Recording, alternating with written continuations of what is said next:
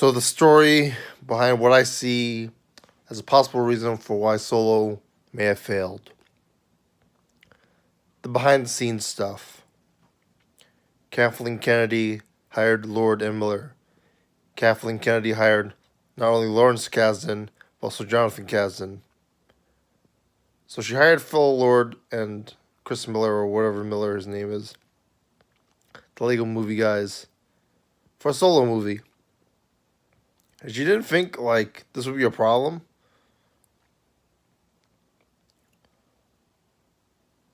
There's a big human resources problem there.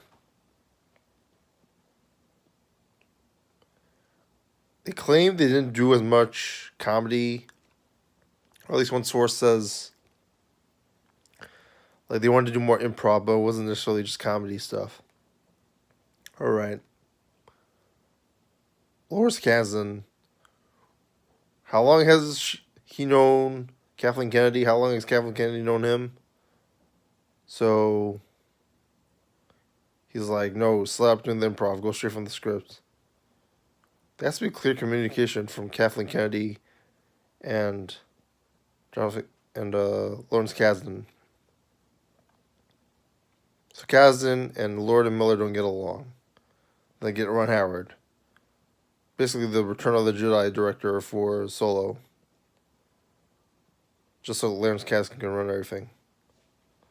There's a problem with this. I don't think Ron Howard's ever been in such of a mess of a production. I mean, they're Disney, they're Lucasfilm, but it seems like two halves of a film. You can complain about the comedy in Infinity War because like it's drama and like but you can't really complain about it in Last Jedi. Like it's supposed to be like a dark comedy, a different take on Star Wars. Solo, the stuff is just straight up like nonsensical.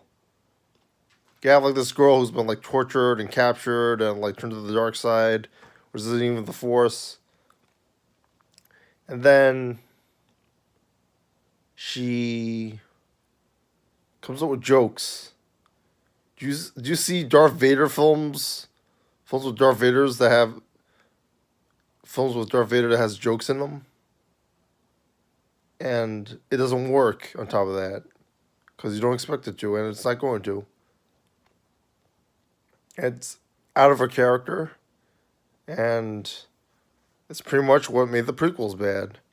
It doesn't only hurt like it's against what the character would do in episode 4, like Darth Vader, but like it hurts what the story you're trying to tell with the female character in Solo, a Star Wars story.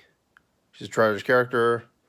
I thought her character was a lot better done than Rogue One, actually, to give it credit. Till that point, where she's like cracking up Phil Lord and Miller jokes on that mission or whatever. There's the whole rebellion scene. And they don't do anything with the female robot character with Lando. There's stuff like that where I'm thinking, all right, Lord and Miller, not a good idea. And then there's Jonathan Kasdan stuff. Before I thought Darth Maul, all right, it's totally nonsensical. Like he got chopped in half. How are they gonna bring him back? I'm like, okay, maybe they'll have this explanation, and it'll make it for it. And then when I watch the Jonathan Kasdan read the Jonathan Kasdan interview online, it looks like a total mess. He's talking about stuff like, I don't even know if he actually knew or if he just wrote from the Wikipedia or whatever. He goes on and on about Darth Maul's mechanical legs in the cartoons and how, I get into why that doesn't even make sense. Like, I don't care about no General Grievous, Darth Maul, whatever. And I don't is it a clear reference to the Rebels cartoon or the Clone Wars cartoon? Like I don't see that. And it didn't seem like when I watched like the Darth Maul stuff, like I didn't see how it connected to what happened in Solo. So the Darth Maul stuff sort of retcons what happens in the original Star Wars prequels and original trilogy. So that's even more of a mess.